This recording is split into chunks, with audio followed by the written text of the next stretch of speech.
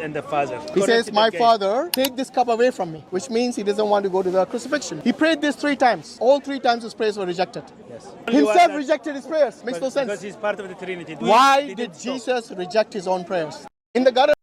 So I hope you guys have listened to the video or the question. Did Jesus pray in the Garden of Gethsemane to his Father in order to avoid the crucifixion? Or Jesus was not ready to go to the crucifixion in order to save himself? So welcome guys to my channel. If you are new here, please do subscribe and share with your following, and don't forget to leave your feedback in the comment section. So let's try to educate the Muslims. The Gospels contain an account of the time the disciples and Jesus spent in the Garden of Gethsemane. Just before Jesus was arrested in the garden, Jesus prayed to his Father 3 times, saying, "My Father, if it possible, may this cup be taken from me, yet not as I will, but as you will."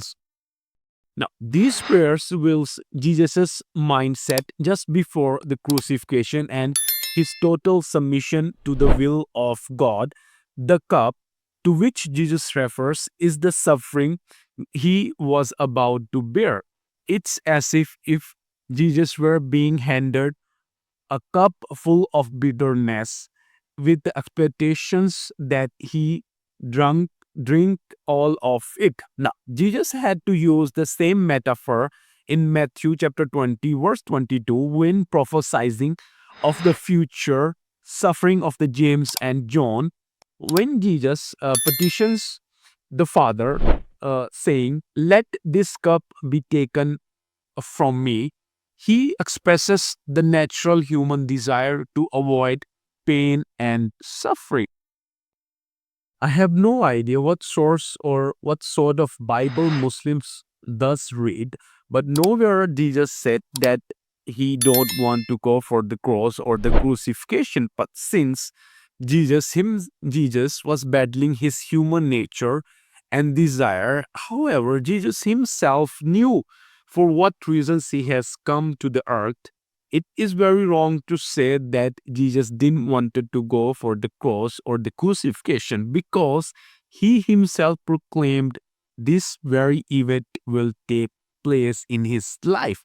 Even in the Old Testament itself, the prophets from God has said or proclaimed that how Messiah would come and what would happen to him in order to save the human beings or humanity, and how would the Messiah die for our sins. Now, we also know that Jesus is fully God and he is also fully human. His human nature, though perfect, but still struggled with the need to accept the torture and shame that awaited him for him on the cross. In the same context, Jesus speaks to his disciples that the spirit is willing, but the spirit is willing, but the flesh is weak. Matthew chapter 26, verse 41. In praying, "Let this cup pass from me," Jesus was battling the flesh and its desire for self-protection and comfort. Now, the struggle was intense. Jesus was plagued with sorrow to the point of death. Matthew chapter 26, verse 38. And Luke, the physician, observed that Jesus was sweating blood, a sign of extreme anguish. Luke chapter 22, verse 44. If anything shows that Jesus was indeed a fully man, then this is the prayer. Jesus' prayer to "let this cup pass from me" contains 2 important qualifications. First, he prays, if it is possible, if there was any other way to redeem humankind or mankind or humanity, then he asked to take that other way. The event following his prayers shows that there was no other way to redeem the world or humanity. Jesus Christ is only the possible sacrifice to redeem the world or humanity. John chapter 1 verse 29, Acts chapter 4 verse 12, Hebrew chapter 10 verse 14. And the second, Jesus' prayers Yet not as I will, but as you will.